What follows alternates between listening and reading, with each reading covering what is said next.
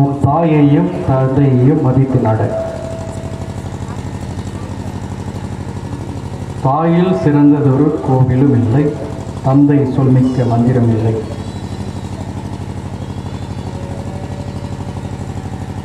நம்முடைய தமிழர்கள் பாரம்பரியத்தில் பெற்றோர்களுக்கான மரியாதை, மதிப்பு, அவர்களை நம்மோடு கடைசி நாள் வரை அவர்கள் வாழும் பொழுது பாதுகாக்க வேண்டியது, பராமரிக்க வேண்டியது நம்முடைய பொறுப்பு. இதை தான் நம்முடைய கலாச்சாரம், பாரம்பரியம் கற்றுக் கொடுத்திருக்கிறது. இதை தான் நாம் பலர் செய்து கொண்டிருக்கின்றோம், சிலர் செய்யாமல் இருக்கின்றோம்.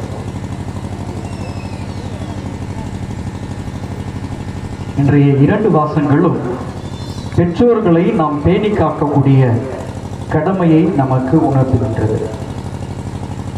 கடவுள் கொடுத்த 10 கட்டளைகளில் எத்தனாவது கட்டளை? தாய் தந்தை மதித்து நட. 4, 5, 6, 4, 5. தப்ப சரியா சொல்றீங்க. முதல் 4 கட்டளை என்ன? கடவுளை பற்றியது. கடவுளுக்கான நேரம், கடவுளுக்கு கொடுக்கக்கூடிய முதன்மைத்துவம், கடவுளை எப்படி வழிபட வேண்டும், கடவுளுடைய பெயரை எப்படி நாம் முதன்மைத்துவம் கொடுக்க வேண்டும், கடவுளுடைய நாட்களை எப்படி பேணி காக்க வேண்டும் என்று 10 கட்டளைகளில் முதல் 4 கட்டளை கடவுளுக்கான மகத்துவத்தை பற்றி பேசுகிறது. அதன் பிறகு என்னது? உன்னுடைய தாயையும் தந்தையையும் மதித்து நட. நாம் நிறைய பேர் சொல்லுவாங்க, நகரங்களில் பெற்றோர்களை அப்படி பண்ணுறாங்க, இப்படி பண்ணுறாங்க, முதியோர் இல்லத்தில் சேர்க்குறாங்க, அவங்களுக்கான மகத்துவம் கொடுப்பதல்ல, அவங்கள மரியாதையுடன் பாதுகாப்பதல்ல, பராமரிப்பது இல்லை என்று நிறைய சொல்லுவாங்க. இன்று நம்முடைய கிராமங்களுக்கு நாங்கள் சந்திக்க வரும்பொழுது பார்த்தேன். ஒரு கிராமத்துக்குள்ளே உள்ளே போகும் பொழுதே ரொம்ப வயதான காலத்தில் தெருவோரமாக இருக்காங்க. அவங்க எங்கேருந்து வந்தாங்க? மதுரை, திருச்சி, கோயம்புத்தூர்லேருந்து கூட்டிகிட்டு வந்தாங்களா? யார் அவங்க? நம்முடைய பெற்றோர், நம்முடைய உறவினர்கள் தான், வேற யாரும் இல்லை. கடனுக்காக ஃபாதர் விசிட் வராரு, பக்கத்து ஊர்லேருந்து நம்ம ஒரு அம்மாவை கூட்டிகிட்டு வந்து தெருவில் உட்கார வச்சுக்கலாம், கூட்டிகிட்டு வந்தோம் இல்லை. இது இன்றளவும் கிராமங்களிலும் இருக்கின்றது, எல்லா பகுதிகளிலும், எல்லா இடங்களிலும் நாம் பெற்றோர்களுக்கான மகத்துவம் பலர் கொடுக்கின்றோம், சிலர் அவர்களை பராமரிப்பதே இல்லை.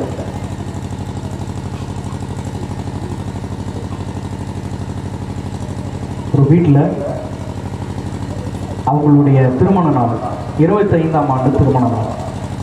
கணவர் காலையிலே எழுந்து அவர்களுடைய குழந்தைகளை எல்லாம் தயார்படுத்தி புத்தாடையெல்லாம் அணிவித்து அவங்களுடைய மனைவி கிட்ட சொல்கிறாங்க, சாப்பாடெல்லாம் சீக்கிரம் தயார் பண்ணுங்க, நம்ம போய் தாத்தா பாட்டியை போய் பார்த்து ஆசீர்வாதம் வாங்கணும். எல்லாம் தயாராகிறாங்க. அவங்க மனைவி சாப்பாடு செஞ்சுட்டு இருக்காங்க. இவர் போய் சொல்கிறார், இன்னும் லேட் ஆகுது, ரொம்ப டைம் ஆகுது, சீக்கிரமாக இதை முடிச்சுட்டு சீக்கிரம் வாங்க அப்படின்னு சொல்கிறாங்க. அவங்க மனைவி சொல்கிறாங்க, எவ்வளோ வேலைனா நான் செய்யறது, நீங்களும் உதவி செய்யுங்க அப்படின்னு சொன்னால் அவர் கணவரும் போய் அவங்களுக்கு உதவி செய்கிறாங்க.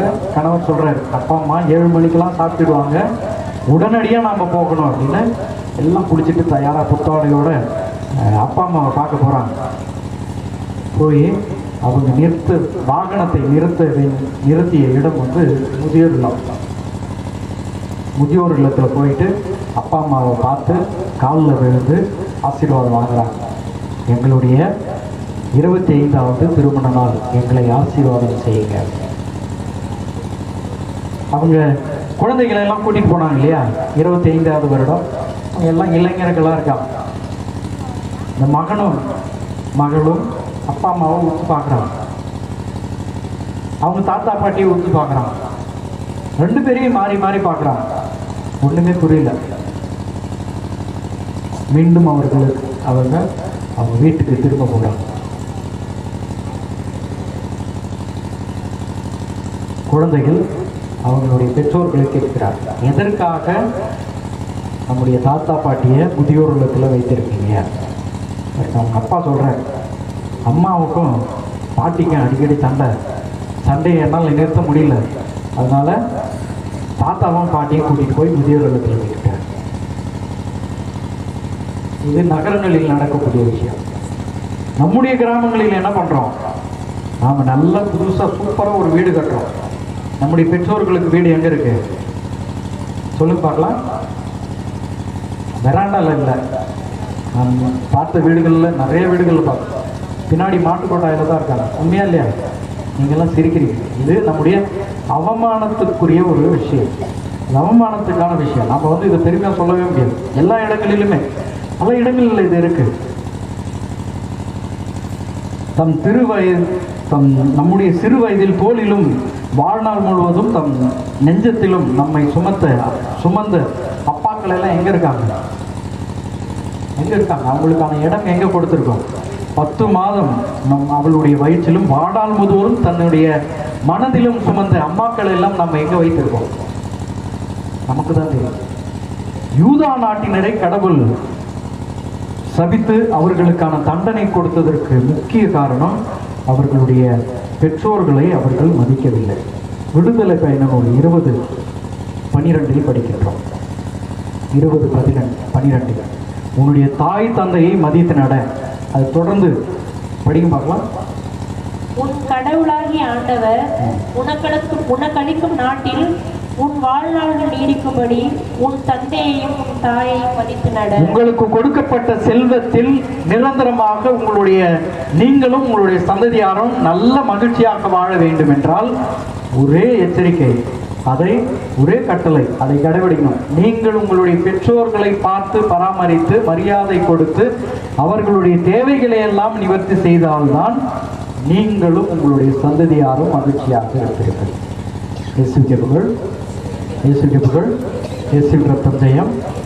அப்போ கடவுள் அறிவுரை சொல்லல, என்ன சொல்றாரு? கட்டளை கொடுக்கின்றார். என்ன கொடுக்கிறாரு? கட்டளை கொடுக்கிறார். கட்டளை கொடுப்பது என்பது கடைபிடித்தாக வேண்டும். அது கடைபிடிக்கக்கூடிய ஒரு விஷயம். அதை அப்படியே அறிவுரை மாதிரி கேட்டுட்டு, அட்வைஸ் மாதிரி கேட்டுட்டு அப்படியே விட்டுட்டு போகிறது இல்லை. சரிங்களா? அப்போ நம்முடைய பெற்றோர்களை நாம் பராமரிப்பது நம்முடைய கடமை. நிறைய பெற்றோர்கள்லாம் இருக்கீங்க, சின்ன சின்ன குழந்தைங்க.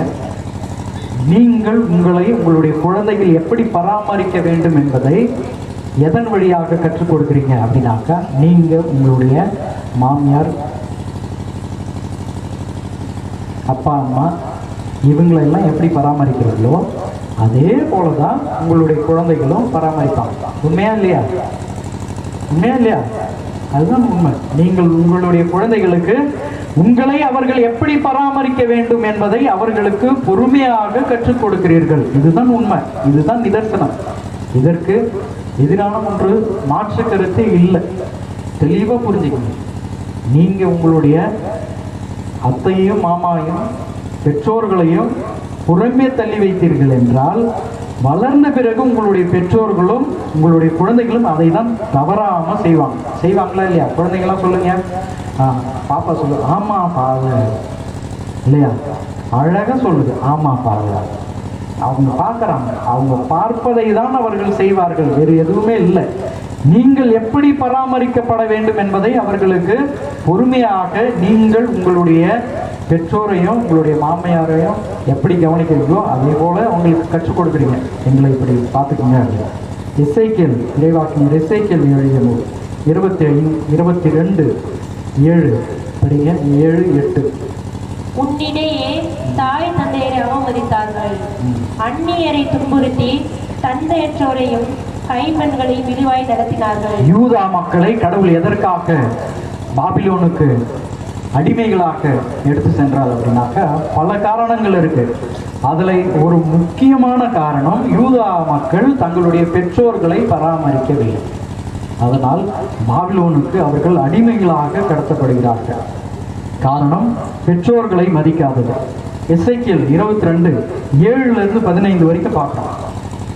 எவன் ஒருவன் தன்னுடைய பெற்றோர்களை மதிக்கவில்லையோ அவனுடைய வாழ்நாள் முழுவதும் சாபத்துக்குரியவனாகவே இருப்பான் என்று ஆண்டவர் சொல்றார். நீ எவ்வளவுதான் சொத்து வச்சிருந்தாலும் மகிழ்ச்சி இருக்காது, எவ்வளவுதான் பணம் வைத்திருந்தாலும் உனக்கு சந்தோஷம் இருக்காது, உன்னுடைய குழந்தைகள் எவ்வளவு பெரிய இடங்களை சேர்ந்தாலும் அவர்களுடைய வாழ்க்கையில் அமைதி சமாதானம் இருக்கவே இருக்காது. நான் சொல்லல, இசைக்கியல் இறைவாக்கினர் தெளிவாக சொல்றாரு. அப்போ நம்முடைய குழந்தைகளுக்கு நாம் கற்றுக் கொடுக்க வேண்டும். நீங்க உங்களுடைய மாமியாரையோ மாமனாரையோ எப்படி மரியாதை செலுத்துகிறீர்களோ அப்படிதான் உங்களுடைய குடும்பமும் செழிக்கும். அவங்களுக்கு மரியாதை கொடுக்காம அவமதித்தோம் என்றால் நம்முடைய குடும்பமும் கடவுளால் அவமதிக்கப்படும்.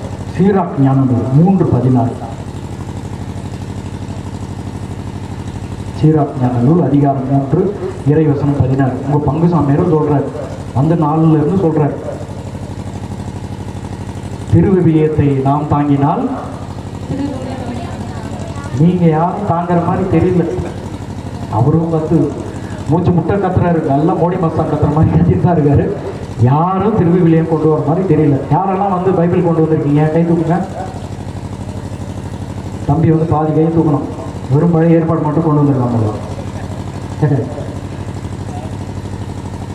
படிங்க. சீராக் எழுதிய ஞான நூல் அதிகாரம் 3:16. தந்தையரை கைவிடுவோர் கடவுளை பழிப்பவர் கொள்வர், அன்னையருக்கு சினமூட்டுவோர் ஆண்டவரால் சபிக்கப்படுவர். மீண்டும் படிங்க, நல்லா கேட்டுங்க. தந்தையரை கைவிடுவோர், புதியதா திருமணமாகி குழந்தை பெற்றவங்கலாம் தெளிவா கேட்டுங்க. நான் சொல்லல, சாமியார்கள் யாரும் சொல்லல. இது ஒரு கடவுள் கொடுக்கிற எச்சரிக்கை மணி. நல்லா படிங்கம்மா. தந்தையரை கைவிடுவோர் கடவுளை பழிப்பவர் போல்வர். கடவுளை பழிப்பவர் போல் ஆவர். நீங்க உங்களுடைய அப்பாவெல்லாம் வீட்டுல தெரு ஓரமா விட்டுட்டு, இல்ல வீட்டுக்கு பின்னாடி இருக்கிற மாட்டு கொட்டைகளை விட்டுட்டு கோயிலுக்கு நல்லா மாதாவுக்கு பட்டுப்புடவை போய் உடுத்தி நிறைய காணிக்கை கொடுத்து தேரை சுமந்து ஜோமால சொன்னாக்கா அதுக்கு என்ன அர்த்தம் அப்படின்னாக்கா, நீங்கள் எல்லாம் கடவுளை பழிப்பவர்கள். மேல படிங்க. அன்னையருக்கு சினமூட்டுவோர் ஆண்டவரால் சபிக்கப்படுவார். அன்னையருக்கு சினமூட்டுவோர் ஆண்டவரால் சபிக்கப்படுவார். பயங்கரமான எச்சரிக்கையான வார்த்தைகள் சீராக் ஞான நூல் சொல்லுது. அப்போ நம்முடைய குழந்தைகளை நாம் எப்படி பேணி காக்கின்றோமோ, வளர்க்கின்றோமோ, எதை கற்றுக் கொடுக்கின்றோமோ அதை தான் அவர்கள் உங்களுக்கும் செய்வார்கள். பல நேரங்களில் நம்முடைய பெற்றோர்கள் எப்போ தேவை அப்படின்னா, நம் குழந்தை வயதில் இருக்கும்பொழுது நம்முடைய பெற்றோர்கள் நமக்கு தேவை. எதற்கு? வளர்ப்பதாக.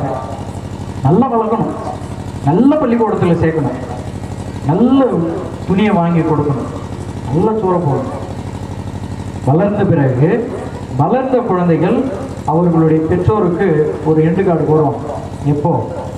வளர்ந்த பிறகு அவர்களுக்கான துணைவியையோ அல்லது தன்னுடைய துணைவரையோ தேர்ந்தெடுக்கும்போது பெற்றோர்கள் அவர்கள் செய்த தியாகம், அவர்கள் கொடுத்த பாசம், அன்பு, அவர்கள் செய்த எல்லா அர்ப்பணிப்பும் எங்கே நிற்கும் அப்படின்னாக்கா பூஜ்யம். பெரிய முட்டை போட்ட மாதிரி நிற்கும். அது வரைக்கும் அவங்களுடைய பெற்றோர்கள் ஒரு தேவைக்கான கருவியாகவே இருக்காங்க. என்னவா இருக்காங்க? சொல்லு பார்க்கலாம். தேவைக்கான ஒரு கருவி இருக்கு, ஒரு வத்தி இருக்கு அப்படின்னா அது எரிஞ்சு முடிஞ்சிச்சுன்னா முடிஞ்சு, அவ்வளவுதான், அதனுடைய தேவை முடிந்தது. அதே போலதான் பெற்றோர்கள் இப்போ பல இடங்கள்ல அப்படிதான் இருக்காங்க. குழந்தைகளை நல்லா பராமரிக்கணும், அவங்களுடைய கழிவுகளை கழுவணும், துடைக்கணும், சுத்தம் பண்ணணும், குளிப்பாட்டணும், படிக்க வைக்கணும். நல்லா கஷ்டப்பட்டு அப்பா போய் நல்லா சேர்த்து அவங்கள படிக்க வைப்பார். வளர்ந்த பிறகு அவங்க என்ன பண்ணுவாங்க? அவங்களுடைய கருத்தை கேட்கவே மாட்டாங்க. இது ஒரு காலத்தில் மேலை நாடுகளில் இருந்த ஒரு வாழ்வியல். அவங்க அப்படித்தான் வாழ்ந்தாங்க. இப்போ எங்கே நடக்குது? நம்முடைய கிராமங்களில் பார்க்கறது குக்கிராமமாக இருக்கு, ஆனாலும் அங்கேயும் இதான் நடக்குது. ஒரு அம்மா சொல்கிறாங்க, சரிங்களா, எங்க சாமி, என் பையன் ஊர் திருவிழாவுக்கு 3 வருஷம் ஆகும். பெற்றோர்களை பார்ப்பதற்கு மேலாக அவருக்கு வேற எதுவும் வேலை இருக்கு. உன்னுடைய தாயையும் தந்தையையும் மதித்து நட. அறிவுரை அல்ல, கட்டளை. அப்போ நம்முடைய பெற்றோர்களுக்கு நாம் முக்கியத்துவம் கொடுக்கணும். பெற்றோர்கள் கடவுள் கொடுக்கின்ற ஒரு கொடை. சொல்லுங்க பார்க்கலாம். பெற்றோர்கள், அதுக்குள்ளே தூங்க வந்து, பெற்றோர்கள் கடவுள் கொடுக்கின்ற கொடை. நம்ம யாருமே நம்முடைய பெற்றோர்களை தேர்ந்தெடுக்கவே முடியாது. யாராவது நம்முடைய பெற்றோர்களை தேர்ந்தெடுத்தோமா? யாராவது இருக்கீங்களா? அது கடவுளால் நமக்கு கொடுத்த கொடை. என்னுடைய அம்மா வந்து வெள்ளையா இருக்கணும், என்னுடைய அப்பா வந்து ப்ரௌன் கலர்ல இருக்கணும், எங்க அப்பா வந்து ஒரு 7 அடி 6 அங்குலம், எங்க அம்மா வந்து நல்ல ஒரு அரசு துறையில் இருக்கணும் அப்படின்னு நம்ம யாராவது லிஸ்ட் மெனுவெல்லாம் போட்டு இது மாதிரி எனக்கு அப்பா அம்மா வேணும்னு எதிர்பார்க்குறோமா? அப்படி எதிர்பார்த்தாலும் நமக்கு கிடைக்காது. அப்படி கிடைத்தாலும் அது வரும். நமக்கு கிடைத்த எல்லா பெற்றோர்களுமே நமக்கு கடவுள் கொடுத்த வரம். உண்மையா இல்லையா? உண்மைன்னு சொல்றவங்களாம் கடவுளுக்கு கை தட்டி நன்றி சொல்லுங்களா? அப்போ உங்களுடைய பெற்றோர்களுக்கு இவ்வளவுதான் கை தட்டுவீங்களா? நீங்க என்னதான் சொன்னாலும் இப்போ பெற்றோர்கள் நான் கையே தட்ட மாட்டேன் பின்னாடி இருக்காங்க பாருங்க, அவங்களாம் இப்போ தட்டுக்கு பார்க்கலாம். கேட்கவே இல்லை. நீங்க தட்டினாதான் குழந்தைங்க பார்ப்பாங்க, ஏய் தாத்தா பாட்டி கை தட்டுறாங்க, நாம அவங்கள நல்ல முறையில் பார்த்துக்கணும் அப்படின்னு. சரியா? கடவுள் கொடுத்து வரோம். நம்ம எதிர்பார்க்கவே இல்லை என்னுடைய அம்மா இப்படி இருக்கணும், என்னுடைய அப்பா இப்படி இருக்கணும். ஆனாலும் அவர்களுடைய அர்ப்பணிப்பு, அவர்களுடைய அன்பு, அவர்களுடைய தியாகம் அனைத்தும் நாம் இன்றைய நிலையில் இருப்பதற்கான முக்கியத்துவத்திற்கான ஒரு அடையாளம். நம்ம இந்த நிலையில வளர்ந்துருக்கோம், நல்ல உடல் சுகத்தோட இருக்கோம், நல்லா படிச்சிருக்கோம், 3 வேளை நல்லா சாப்பிட்றோம், நல்ல துணி உடுத்துறோம். ஏன்னா யாரு காரணம்? யாரு? பங்குசந்தை நிறைய வச்சிருக்காரு. நீங்கள காரணம்? அப்பா அம்மா பெற்றோர்கள் தான் காரணம் இல்லையா? 10 மாதம் வயிற்றில் சுமந்து வாழ்நாள் முழுவதும் தன்னுடைய மனதில் சுமக்கின்ற அன்னையும், தன் சிறு வயதில் நம்முடைய சிறு வயதில் தோளில் சுமந்து வாழ்நாள் முழுவதும் அவருடைய நெஞ்சத்தில் தாங்குகின்ற தெய்வமும் அப்பா. இவங்கள் தான் முதன்மை. மாதா பிதா சொல்லுங்க. ஆமா, கடவுளுக்கு கடைசி இடம். ஏன்னாக்கா கடவுள் யார், ஆன்மீகம் என்றால் என்ன, கடவுள் மீது நாம் எப்படி பற்றுக்கொள்ள வேண்டும் என்பதை எல்லாம் யாரு கற்றுக் கொடுக்கிறது? அம்மாவும் அப்பாவும் தான், வேற யாருமே இல்லை. அதற்காக தான் தாய்க்கும் தந்தைக்கும் முதன்மைத்துவம் கொடுக்கப்படுகின்றது. பல நேரங்களில் நம்ம பெற்றோர்கள் செய்கின்ற தியாகத்தை உதாசீனப்படுத்துது. அப்போ இன்றைய நாளில் திருப்பலி முடிச்சுட்டு வீட்டுக்கு போகிறோம், நம்ம எல்லாம் என்ன பண்ணுவோம்? பெற்றோர்களை பார்த்து என்ன பண்ணுவோம்? ஃபாதர் சொன்னார், நீங்கள் எல்லாம் தனியாக ஒரு வீட்டில் இருக்கீங்க, உங்களை எல்லாம் கூட்டிகிட்டு வந்து கூட்டு குடும்பமாக வைக்கணும், நல்லா பேணி காக்கணும், உங்களுக்கு நல்ல உணவு கொடுக்கணும், நல்ல மருத்துவம் செய்யணும் அப்படின்னு சொன்னார். இனிமே நாங்கள் இதை கண்டிப்பாக செய்வோம் அப்படின்றவங்கள கை தூக்குங்க. ஒரே ஒரு ஆள், 1.5 ஆள், ஒருத்தர் பாதி கை தூக்குறாரு. கை தட்டுங்க, கட்டுங்க. நீதி பேரெல்லாம் தூக்கவே இல்லையா? பதில் சொல்லுங்க, நீங்களே சொல்லுங்க. நீங்க என்னதான் சொன்னாலும் நாங்கள் அவங்கள மாட்டுக்கொட்டைகள் தான் வைப்போம். அவங்க இருமனாலும் தும்பனாலும் கஷ்டப்பட்டாலும் விற்கனாலும் அவங்கள மருத்துவமனைக்கு கூட்டிகிட்டே போக மாட்டோம். சிரிக்கக்கூடிய விஷயமே இல்லை, அவர் ஒரு அவமானத்துக்குரிய விஷயம். நாம் எதை செய்கின்றோமோ, நாம் எதை விதைக்கின்றோமோ, நாம் எந்த அளவால் அழைக்கின்றோமோ அதுவே அறுவடை செய்வோம், அதே அளவு கிடைக்கும். அதுதான் நமக்கு கடவுள் மீண்டும் கொடுப்பார். இதுதான் உண்மை. இதுதான் திருவிவிலியம் நமக்கு ஆணித்தனமாக கொடுக்குது. ஆணித்தனமா தெளிவா சொல்லுது. இதுல விதிவிலக்கே இல்லை. நீங்க எவ்வளவோ கஷ்டப்பட்டு உங்களுடைய குழந்தைகளை வளர்த்தாலும் நீங்கள் அவர்களுக்கு எதை உங்களுடைய செயல் வழியாக போதிக்கின்றீர்களோ அதை தான் அவர்களும் உங்களுக்கு செயலாக செய்வார்கள். வேற எதுவுமே இல்லை. தாயில் சிறந்தது ஒரு கோவிலும் இல்லை, தந்தை சொல்மிக்க மந்திரம் இல்லை. அப்படியா அழகாக சொல்றாரு. தாய் தான் உங்களுக்கு ஒரு முதல் தெய்வம். எல்லா ஃபாதர்ஸும் பாருங்களேன், அப்பா அம்மா மேல ரொம்ப பற்றோட பாசத்தோட இருப்பாங்க. ஏன் சொல்லுங்க? ஏன் சொல்லுங்க? ஏன்னாக்க அவங்களுடைய விசுவாசம், அவங்களுடைய நம்பிக்கை, அவங்களுடைய குருத்துவத்தில் அதிகமாக கேடயமாக அரணாக பாதுகாப்பாக இருப்பதற்கு முதல் காரணம் அவர்களுடைய பெற்றோர்களுடைய ஜெபம், அவர்களுடைய பெற்றோர்களுடைய தியாகம், பெற்றோர்கள் செய்த அர்ப்பணிப்பு. இதுதான் எல்லா அருட்பணியாளர்களுடைய அம்மாக்களும் அப்பாக்களும் இதை தான் செய்வாங்க. அவர்கள் செய்கின்ற களப்பணியில் அருட்பணியில் எந்த தீங்கும் அவர்களை அண்டக்கூடாது, அதை தொடர்ந்து செய்யலாம். ஆனால் திருமணமானவங்களை பாருங்க, திருமணம் ஆன உடனே முதன்மைத்துவம் யாருக்கு கொடுக்கப்படுகின்றது? உங்களுக்கு கல்யாணம் ஆகுது, உங்களுடைய பெற்றோர்கள் கூடவே இருக்காங்க, நீங்க யாருக்கு முதன்மைத்துவம் கொடுப்பீங்க? யாருக்கு? கணவன் மனைவிக்கும், மனைவி கணவனுக்கும். ஏதாவது ஒன்று அப்பா அம்மா கேட்டாக்க, அம்மா இதை செய்யலாமா அப்படின்னு கேட்டாக்க நீங்க யாருக்கிட்ட பர்மிஷன் கேட்பீங்க? அனுமதி யாருக்கிட்ட கேட்பீங்க? நல்லா சிரிக்கிறீம்மா, எந்த கேள்வி கேட்டாலும் நல்லா சூப்பராக அந்த ஏதோ ஒரு விளம்பரத்துக்கு நல்லா சிரிப்பாங்களே, கரண்ட் போன பிறகு சிரிச்ச உடனே வெளிச்சம் வருமா, அது மாதிரி நல்லா பளிச்சுன்னு பதில் மட்டும் சொல்ல மாட்டேங்கிறோம். தாய் தான் சிறந்த கோயில், அப்பாவுடைய சொல்லுதான் மந்திரம். அப்போ தாயும் தந்தையும் நீங்க தெளிவா இருக்கணும். நீங்க தெய்வமா இருக்கீங்களா அப்படின்னு இந்த பக்கத்தில் இருக்கிறவங்க அந்த தெரு நல்லா தெளிவாக புரிஞ்சுக்கணும். நீங்கள் தான் தெய்வம் உங்களுடைய குழந்தைகள். நீங்கள் செய்யக்கூடிய செயல்கள் எல்லாம் நல்ல செயல்களாக இருக்கணும். தெய்வம் எப்படி நல்லது செய்தோ அது போல இருக்கணும். அப்பாக்கள் எல்லாம் தெளிவாக புரிஞ்சுக்கிங்க. நீங்க சொல்ற வார்த்தைகள் தான் மந்திரம், அதை தவிர வேற எதுவும் இல்லை.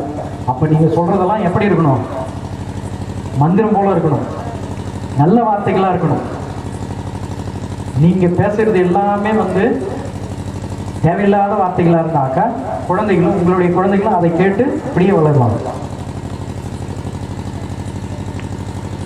சுயநலம் பாராத ஒரே பிறவி யாரு அப்படின்னாக்க பெற்றோர்கள் தான். தான் பெற்றெடுத்த குழந்தைகள் எந்த நிலையிலும் துன்பப்படக்கூடாது, கஷ்டப்படக்கூடாது, அவர்களுடைய துயரத்தை தாங்க வேண்டும் என்று கடைசி வரை எண்ணுகின்ற ஒரு நல்ல ஜீவன்கள் யாரு அப்படின்னா பெற்றோர்கள் தான், வேற யாருமே இல்லை. உங்களுடைய உடன்பிறப்புகள் கூட பல நேரங்களில் உங்களுக்கு துரோகம் இழைக்கலாம். ஆனால் உங்களை பெற்றெடுத்த தாயும் தந்தையும் எந்த நிலையிலும் துரோகம் இழைக்க மாட்டார்கள். உண்மையா இல்லையா? உண்மை அப்படின்னு சொன்னா கை தட்டி கடவுளுக்கு நன்றி சொல்லு. கை தட்டின உடனே ஒரு அம்மா ஏற்றாங்க, அது வரைக்கும் புரிஞ்சுக்கலாம். சரிங்களா? இன்றைக்கு நான் சொல்றது மறைவுரை இல்லை, அறிவுரையும் அல்ல. கடவுளுடைய கட்டளை, கடவுள் கட்டளை சொல்ற உன்னுடைய தாயையும் தந்தையும் மதித்து நட அப்படின்னாக்க அதை செய்தே ஆக வேண்டும். அதற்கு மாற்று கருத்து இல்லை. நம்முடைய குடும்பங்களில் இருக்கின்ற பெற்றோர்களை நாம் மதித்து நடக்க வேண்டும். பெரும்பாலும் நேரங்களில் நாங்கள் நம்முடைய பெற்றோர்கள் கிட்ட பேசுறதுக்கே தயங்குறோம். வயதான பிறகு பின்னாடி இருக்கிறவங்களாம் சொல்லணும், எல்லாருமே ஒரு 70-60 வயசுல யாரெல்லாம் தினமும் உங்களுடைய பெற்றோர்கிட்ட பேசுறீங்க, இப்போ யாருடைய அப்பா அம்மாலாம் இருக்காங்களோ வீட்டில் இருக்க உங்களுடைய அப்பா அம்மா கிட்ட அமர்ந்து யாரெல்லாம் நேரம் செலவு செய்து பேசுறீங்க சொல்லுங்க பார்க்கலாம். ஒரு ஆள், ஒரு அங்கிள். அப்புறம் இந்த பக்கம் பீடத்துக்கு முன்னாடி உட்காந்துருக்கோம் சொல்லுங்க, யாரெல்லாம் பேசுறீங்க? அவங்க கிட்ட என்ன பேசுறது? அதான் சீரியல் ஓட்டிட்டு இருக்கு இல்லை? இன்னைக்கு வீடு சந்திக்கும் போது நிறைய பேர் சீரியல் ஓடிட்டு இருக்கு. ஜபமும் நாங்க பண்றோம், சீரியலும் ஓடுது, தாத்தா பாட்டியும் உட்காந்துட்டு இருக்காங்க இல்லையா? உரையாட வேண்டும், பேசும் பொழுதுதான் உறவு வளரும். சீரியல் உரையாடலாம் பார்த்தாக்கா என்ன வளரும்? சண்டை தான் வளரும். ஏன்னாக்கா சீரியல்ல எந்த சீரியலுமே கணவன் மனைவி மாமியார் மாமனார் நல்லா இருந்தாங்க வாழ்ந்தாங்க, சீரியல் முடிஞ்சிச்சு அப்படின்னு முடிஞ்சிருக்கா? எந்த சீரியலும் இல்லை. 10 வருஷத்துக்கு முன்னாடி தொடங்கியிருப்பாங்க, இப்பவும் நல்லா சுட சுட ஓடிட்டு இருக்கும். என்ன காரணம்? குடும்பத்தில் எப்படியெல்லாம் பிரச்சனையை உருவாக்கலாம், எந்த விதத்திலெல்லாம் முடிச்சு போடலாம், அழுக்கலாம் இல்லையா? இதுதான் நடக்குது. இது அப்படியே நம்ம பார்க்குறோம், கேட்குறோம், செய்யறோம். உண்மையா இல்லையா? நீங்க யாரும் செய்யறதே இல்லையா? அப்புறம் ஏன் பல தெருவுகளில் வயதானவங்களாம் உட்காந்துருக்காங்க. யாருடைய பெற்றோர்கள் அவங்க? எங்களுடைய பெற்றோர்களாம். நாங்களும் பாதஸ் வரும்போது காரில் எங்களுடைய பெற்றோர்களாம் உட்கார வச்சு தெருவில் உட்கார வச்சுட்டு வந்த மாதிரி கேட்குறீங்க. உங்களுடைய பெற்றோர், நீங்கள் பார்த்த உங்களுடைய உறவினர்கள், உங்களோடு வாழ்ந்த உறவினர்கள் தான். நல்ல வெயில் காய்க்கு, செம்ம வெயில், அதுலேயும் ஒரு அம்மா இருந்தாங்க. இது ஒரு கிராமத்தில் மட்டும் இல்லை, பல கிராமங்களில் பார்த்தோம். இதுதான் விதிவிலக்கு என்றால், நாம் பழிப்புரைப்பது நம்முடைய பெற்றோர்களை அல்ல, உங்களையும் எங்களையும் பெற்றெடுக்க நாம் பழிப்புரைத்தது நம்முடைய பெற்றோர்களை அல்ல, கடவுளை. அதுதான் சீராக் ஞானம் தெளிவாக சொல்லுது. அப்போ ஆண்டவர் நமக்கு முதன்மையான ஒரு உதாரணமா இருக்கார். என்ன செய்யறாரு? தான் பெற்றெடுத்த பெற்றோர்களுக்கு முதன்மைத்துவம் கொடுத்தார், முன்னுரிமையை கொடுத்தார். Parents were never Jesus preference. அவங்க ப்ரெஃபரன்ஸ் அல்ல. இயேசப்பாவுக்கு பெற்றோர்கள் ப்ரெஃபரன்ஸ் இல்லை.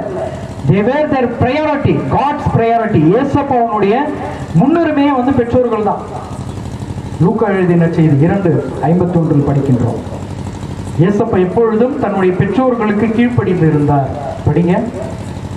பின்பு அவர் அவர்களுடன் சென்று நாசரேத்தை அடைந்து அவர்களுக்கு பணிந்து நடந்தார். அவர்களுக்கு பணிந்து நடந்தார். இயேசுவுக்கே புகழ், இயேசுவுக்கே புகழ். இயேசுவின் ரத்தம் ஜெயம், மரியே வாழ்க. இயேசப்பா அவர்களுக்கு பணிந்து இருந்தார், கீழ்ப்படிந்து இருந்தார், அவர்களுக்கு செவி கொடுத்தார். மாமுனி சூசையும் மாதம்மா லூர்தம்மா சொல்றதையும் கேட்டு அதன்படி வாழ்ந்தார். அவருடைய தாய் இந்நிகழ்ச்சியிடம் தமது உள்ளத்தில் பதித்து வைத்திருந்தார். போதுமா? அப்போ இயேசப்பா செய்த எல்லாவற்றையும் மாதம்மா தன்னுடைய மனதில் பதித்து வைத்திருந்தார். அவர் செய்தார். அவர் செய்தபடியே அன்னை மரியாளும் செய்யறாங்க. இயேசப்பா முழுமையாக தன்னை ஒப்புக் கொடுக்கும் பொழுது மாதாவும் தன்னையே ஒப்புக் கொடுக்கிறாங்க. யோவான் எழுதிய நற்செய்தி 19:27 படிக்கிறோம். இயேசப்பா தனக்கு கொடுக்கப்பட்ட கடமையை முறையாக செய்கின்றார். உலகத்திற்கு பிறந்து தன்னை உடைத்து பலியாக ஒப்புக் கொடுத்து நீங்களும் நானும் மீட்பு பெறுவதற்காக தன்னுடைய மகா பரிசுத்த ரத்தத்தை சிந்தி அவர் நம்மை மீட்டெடுத்தார். அதுல அவர் சமரசமாகவே இல்லை. இதற்கு முழுமையாக முழு பொருளாக கடவுளுடைய இறை திட்டத்தின், இறை மாட்சிமை திட்டத்தினுடைய முதன்மைத்துவமாக மாதம்மா விளங்கினார். கடைசி வரை ஆண்டவர் இயேசு கிறிஸ்துவோடு இருந்தார். படிங்க யோவான் 19:27. பின்னர் தம் சீடரிடம் இவரே உன் தாய் என்றார். இவரே உன் தாய். அப்படியே கைவிட்டுட்டு போகவே இல்லை. தான் இறக்கும் பொழுது மாதாம்மாவை யோவான் கையில பிடித்து கொடுத்துட்டு போறார். அவருடைய கடமை செய்கிறார். பிறந்த பெத்லகேம் மாட்டுக்கோட்டைகளே விட்டுட்டு போல. நம்ம கிராமத்தில் இருக்காங்க இல்லையா, நம்முடைய பெற்றோர்கள் நிறைய பேர் மாட்டுக்கோட்டைகள் தான் வச்சிருக்கீங்க. அது போல விட்டுட்டு போல என்ன பண்றாரு? மாதாம்மாவுடைய கரத்தை பிடித்து யோவான் கையில் கொடுத்து, இதோ உங்க அம்மா, இவங்க தான் திருச்சபையினுடைய தாய், இவர்கள் தான் கிறிஸ்தவர்களின் தாய். அதனாலதான் தாய் திருச்சபை ஆண்டு முழுவதும் மாதாம்மாவுடைய பராமரிப்பில் பாதுகாப்புல இருக்கணும் என்பதற்காக ஜனவரி 1 நாளை என்னன்னு கொண்டாடுறோம்? என்ன கொண்டாடுறோம்? அன்னை மரியாள் இறைவனின் தாய் அப்படின்னு சொல்றோம். மரிய வாழ்க, மரிய வாழ்க. மாதாம்மா செய்த எல்லா அர்ப்பணிப்பிற்கும் தியாகத்திற்கும், அவள் செய்த எல்லா பேரன்பிற்கான நிகழ்ச்சிகளுக்கும் ஆண்டவர் கொடுத்த பரிசு. அவளே நமக்கு தாயாக இருக்கின்றார். திருச்சபையை தான் கற்றுக் கொடுத்த தன்னுடைய அப்போஸ்தலர்களையும் மாதாம்மா கையில ஏசப்பா கொடுக்கிறார். இதோ உன்னுடைய மகன், இதோ உன்னுடைய சீடர்கள், இதோ உங்களுடைய கிறிஸ்தவர்கள் என்று எல்லாரையும் ஏசப்பா சிலுவையில் இருந்து மாதாம்மா கையில தான் கொடுக்கிறார். தன்னுடைய தாய்க்கு மேலாக, தன்னுடைய தாயின் அர்ப்பணிக்கின்ற அருளை கொடுக்கின்ற கரத்திற்கு மேலாக வேற எந்த கரமும் இல்லை என்பதை ஏசப்பா தெளிவுபடுத்திக் கொண்டார். அதனாலதான் சீடர்களையும் திருச்சபையையும் ஆண்டவர் இயேசு கிறிஸ்து அன்னை மரியினுடைய கரத்தில் கொடுத்தார். அதன் பிறகுதான் இயேசப்பா சொல்றாரு, என்ன சொல்றாரு? எல்லாம் நிறைவேறிச்சு. எல்லா பெற்றோர்களுடைய கடமைகளும் நிறைவேற வேண்டும், முடித்து விடக்கூடாது. அறகுறையாக முடிக்கிறது வேற, நிறைவேற்றுவது வேற. நிறைவானது வரும்பொழுது குறைவானது அழிந்துவிடும் அப்படின்னு சொல்கிறோம் இல்லையா? அதே போல் நிறைவானவர்களாக நாம் வாழணும் அப்படின்னா முதல்ல முன்னுரிமை நம்முடைய பெற்றோர்களுக்கு கொடுக்கணும். யாருக்கு கொடுக்கணும்? பெற்றோர்களுக்கு. நீங்கள் செய்கிறது தான் உங்களுடைய குழந்தைகள் நாளை உங்களுக்கு செய்வார்கள். சென்ற மாதம் கோவாவில் நிகழ்ந்த ஒரு நிகழ்வு. ஒரு அம்மா 98 வயதில் தன்னுடைய மகனுக்கு அழைப்பு ஃபோன் பண்ணி வர சொல்கிறாங்க, பார்க்கணுன்னு ஆசையாக இருக்கிட்டு. அவர் வராரு, வந்து அவங்களுடைய அம்மாவை பார்க்குறாரு. அவர் வந்து அமெரிக்காவில் இருக்கார். பார்த்துட்டு அம்மாவுக்கு தேவையான பொருட்களை எல்லாம் வாங்கி கொடுத்துட்டு மீண்டும் அவர் அமெரிக்காவுக்கு போகிறார். போன பிறகு அவருக்கு அலைபேசி வருது. அவங்க பக்கத்து வீட்டில் சொல்கிறாங்க, உங்கள் அம்மா இறந்துட்டாங்க. அம்மா அலைபேசியில் அழைத்து வர வைத்ததற்கு காரணம் அவங்களால முடியல. இறக்க போகின்ற தருணம் அவங்களுக்கு தெளிவாக தெரிந்தது. கடைசியில் தன்னுடைய மகனை பார்த்துவிட்டு அவங்க மடியிலே இறக்கலாம் என்கின்ற ஒரு ஆசையில், பேராசையில் அவங்க ஃபோன் பண்ணாங்க. வந்தார், கடமைக்காக பார்த்தார், சென்று விட்டார். மீண்டும் வருவதற்கு டிக்கெட் பணமாகும், டிக்கெட் கிடைக்காது, கஷ்டமாக இருக்கும் என்று அவர் வரவே இல்லை. பங்குசாமி ஃபோன் பண்ணி என்னுடைய அம்மாவுக்கு நல்லடக்கம் செய்திருங்க அப்படின்னு ஒரு குறிப்பிட்ட தொகையை அனுப்பி வைக்கிறார். பங்குசாமியரும் அதை எடுத்து செய்கிறார். முடிஞ்சுவிட்டு பிறகு 2-3 மாதங்கள் கழித்து அவர் வர. அவர்களுடைய வருகைக்கான காரணம் என்ன? சரியா சொல்லுங்க பார்க்கலாம். சொத்து வைக்கிறது. கரெக்டாக சொல்லுங்க. அப்படின்னா நீங்கள் தான் நிறைய பேர் வெயிட் பண்ணிருக்கீங்க, நம்ம எப்படா கண்ணை மூடுவாங்க இல்லையா? நிறைய பேர் வீட்டில் இதுதான். இப்போல்லாம் வந்து பாட்டியெல்லாம் சாகவே கூடாது, நிறைய பேர் ஜெபிக்கிறாங்க இல்லையா? எங்கே இந்த அம்மா போச்சுன்னா முதியோர் பென்ஷன் போயிடுங்க இல்லையா? உண்மை உங்களுடைய முகத்தில் தெரியுது, உங்கள் மைண்டு வாசியில் கண்டுபிடிச்சிட்டோம்.